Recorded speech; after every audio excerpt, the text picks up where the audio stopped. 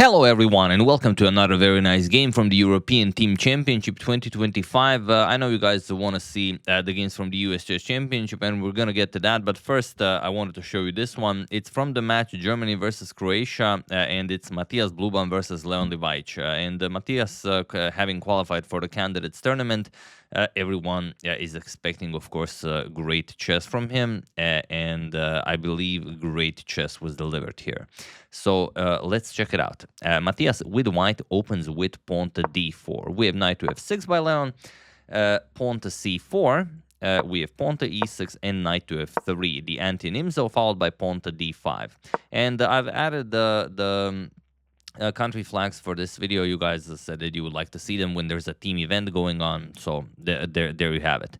We have knight to c3, d captures on c4. I only used to do it for the Olympiads, but okay, we could do it for other team events as well. Pawn to e4, the Vienna variation. We have pawn to b5, pawn to e5, and now knight to d5. So all been played before, nothing new here. It looks like you're blundering a pawn, but not really. Knight captures on b5. We have knight to b6. You can see by the situation on the clocks that they're playing pretty much instantly.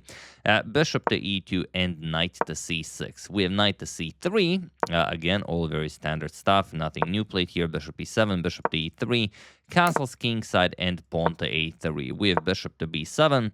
Both players just nicely developing. Queen to c2. And here there are, I believe, are two games where rook to b8 was played, but we have knight to a5 by Leon. And it is now, as of move 12, that we have a completely new game. And okay. The knights are on the left side of the board. The pawn on e5 is controlling f6 and d6. You have the queen attacking the black king. The bishop here is very nice. The knight might come to g5 at some point. So it makes sense to play pawn to h4, as it also frees up the path for your rook to also enter the attack. And Leon goes pawn to f5, which is a little bit double-edged. If you wanted to have a solid game, you just go knight d5, and that's pretty much it. I don't know at which point the board one where Vincent Keimer was playing against Ivan Šarić was. Maybe Šarić was in a bad position, so Leon felt that he maybe needed to play for more than a draw. But yeah, this is captures, and now the knight can come to b3, the rook can come to b8. This looks very nice for black. But he played pawn to f5, and now we have e captures on f6 en passant. G captures, much better than bishop or rook captures, as you also keep an eye on that g5 square. Knight to e4, and now queen to d7. We have rook to d1 and rook 8 to b8. And here you could go for the instant knight c5. I'm just going to show it because it's, well, it's fun.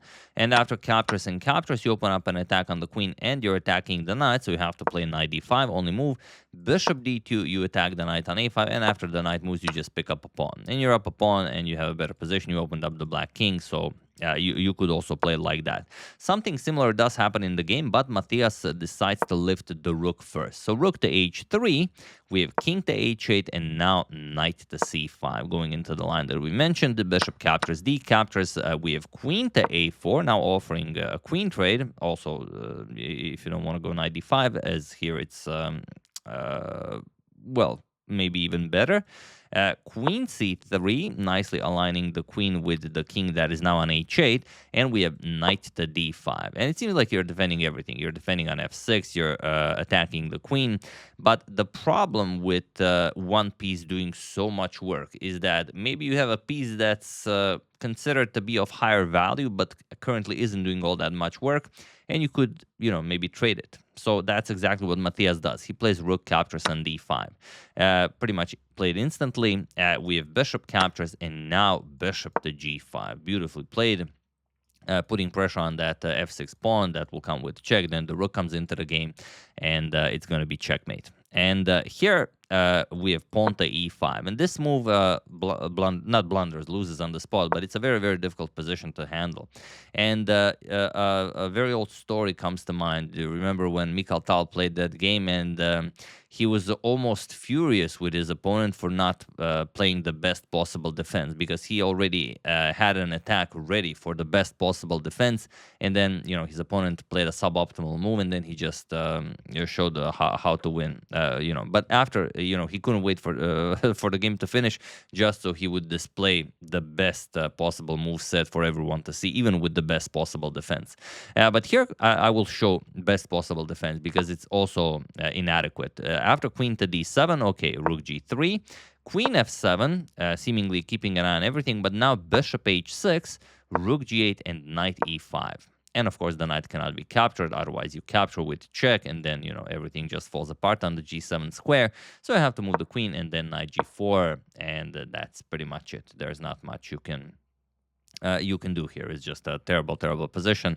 There's no way to defend both f6 and the hanging knight on a5. So that's how you could do it. But okay, pawn to e5 was played by Leon, and now there is one game that completely shatters black's defenses, and I'm pretty sure you see it, but just, in case you don't, you feel free to pause the video and win the game for Matthias while I give you a couple of seconds. Yes, the move is, of course, knight captures on e5, as this diagonal cannot open up. And the problem is, well, if you capture it, and we're going to show it because it's a very nice line. Queen captures on e5 check, and after king g8, bishop h6. You threaten checkmate, and after rook f7, rook g3 check, only move rook g7, and queen captures is checkmate. So it's a couple of moves checkmate, of course, so both of them see that instantly. So Leon goes rook to b3, best possible move. Queen d4, rook captures on h3, and g captures.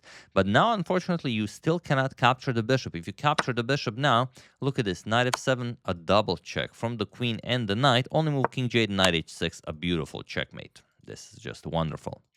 So that's why after g captures on h3, knight to c6, finally getting that knight back into the game. And here we have queen to f4, which is the second way to win, the top way to win, as sort of the engine says it's the top way to win. But I like Matthias's move better, because after knight f7 check, yes, it's very nice. Rook captures on f7 because you have to guard the f6 pawn. Bishop captures on f6 check, king g8, and now queen captures on d5. Yes, it's nice, but it still feels like you have to work for your meal. I mean, of course, it's winning, bishop coming to h5, but the queen is on an open board. I don't know, it just seems like more to calculate from a human's perspective.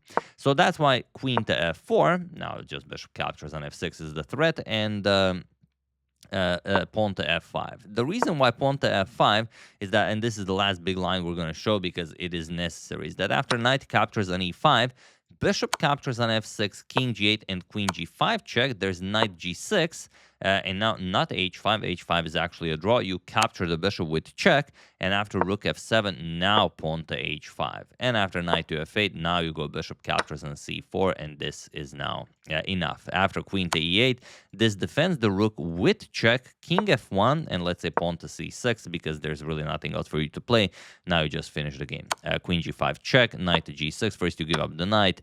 The rook is still pinned. There's really nothing you can do here. Check, king f8, queen h6 check, and this will be checkmate. So, yeah, it seems like quite a lot, but it's actually fairly simple. That's why Leon, of course, goes pawn to f5. Knight to d7, now clearing the diagonal for the white queen, and attacking the rook, rook f7, and the bishop to f6 with check.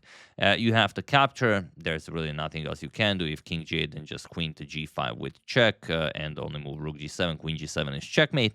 So, rook captures on f6, and now knight captures. We have queen to a5 with check, king to f1, queen captures on c5, and now queen captures on c7.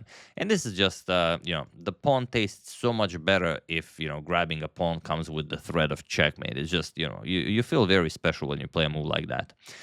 Bishop back to g8, guarding checkmate, and now there are many moves you can play. You could also, increase your threats, go for knight h6, but no reason to be fancy. It's a team event. Knight captures on g8. We have king captures and the bishop to f3. This is enough to win. The knight is lost. You cannot move it as the queen is undefended. So Leon tries pawn to c3, but Matthias finds a very, very brilliant way of handling this. B captures, queen b5 check, unpinning, and now getting ready to move the knight, but he doesn't allow it. Pawn to c4. He says, you go back to the c file. Otherwise, I'm just going to win that knight. So now you either move the queen and you lose the knight. Or you could go queen to b1 check and a king to g2, but it's insufficient. I mean, where is the knight going? Knight to d4, bishop d5 check, and this is a very well-known checkmating pattern. Whatever you do, king to f8, queen f7 check, or you go to h8, doesn't matter, then queen to e5 will be a beautiful queen bishop checkmate. So even that is here. But yeah, after queen b5 check, pawn to c4 was played, and he was in this position on move 35 that Leon Livaic resigned the game, as there is nothing more to be done here. And also, like I said, if you capture, then just king to g2, and there's nothing. The knight is still attacked, and it cannot move, as the queen on c4 would also be undefended. So, beautiful attacking game. Like I said, I don't know, maybe that f5 move was due to Radić having a bad position against Vincent, but it could also be just a spur of the moment thing. So yeah, very nicely done by Matthias. Germany also defeated Croatia, as Vincent won on board 1. And yeah, sorry about no video yesterday. I was actually playing in the Croatian chess league. I won a very nice game with the Scandinavian defense. And later on, I actually went to the football game, Croatia-Gibraltar, that Croatia won 3-0.